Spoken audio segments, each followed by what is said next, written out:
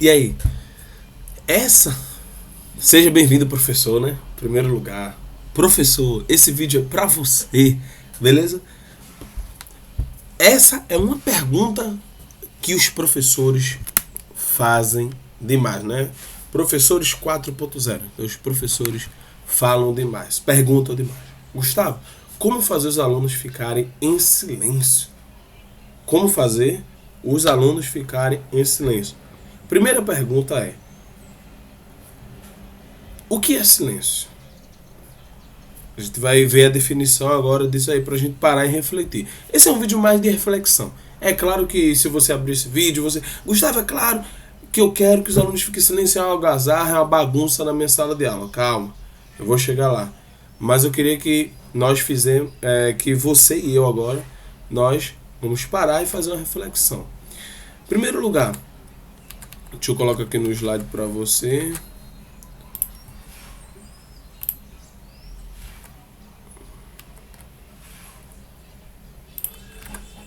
Como fazer os alunos ficarem em silêncio? Em primeiro lugar, nós precisamos entender o que é silêncio. Privação voluntária ou não de falar, publicar, de escrever, de pronunciar qualquer palavra ou som, de manifestar os próprios pensamentos, estado de quem se cala ou se abstém de falar. E a pergunta que eu quero fazer para você, professor, é: será que você quer que o seu aluno não fale?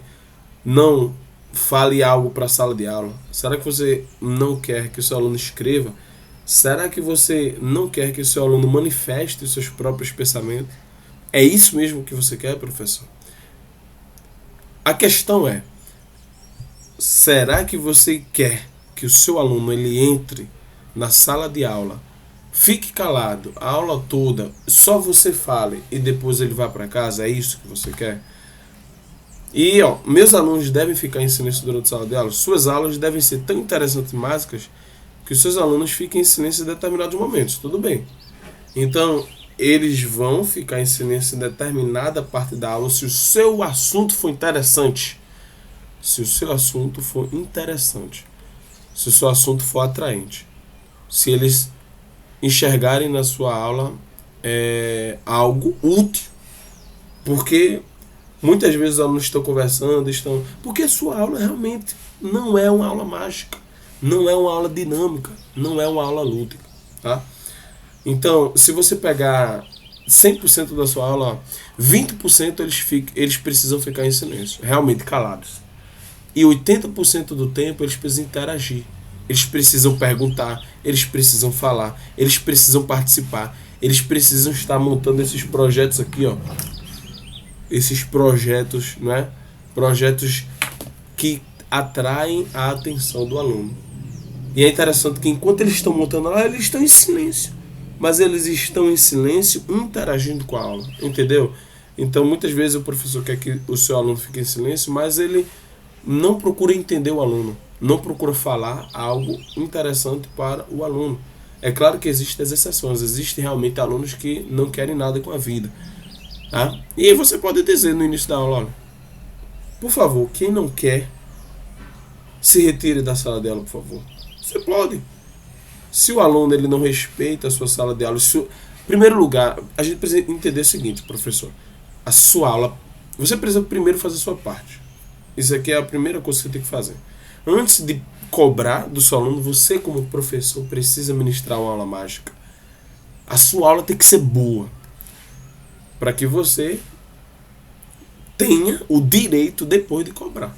Mas antes disso, realmente a sua aula, né, dependendo se a sua aula não for tão boa, o aluno tem razão de não prestar atenção na sua aula. Eu não prestaria atenção numa aula que não é interessante. É claro que não ia atrapalhar o professor, mas eu não iria prestar atenção, tá? Então o que eu estou querendo dizer? Você precisa fazer sua parte primeiro, antes de você cobrar do aluno, antes de pedir que o aluno fique em silêncio, antes de pedir ao aluno que ele cale a boca dele, você precisa ministrar uma aula mágica, uma aula dinâmica, tá? Aula mágica: silêncio e participação de forma ordenada. Como associar participação e silêncio de forma ordenada? Sua aula deve ser mágica para que você tenha um controle, né? Para que você tenha um controle ali de toda a sua aula, né? De tudo o que acontece na sua aula. Então, sua aula precisa ser mágica, sua aula precisa ser lúdica. Beleza? Então, em primeiro lugar, para a gente resumir, faça primeiro a sua parte.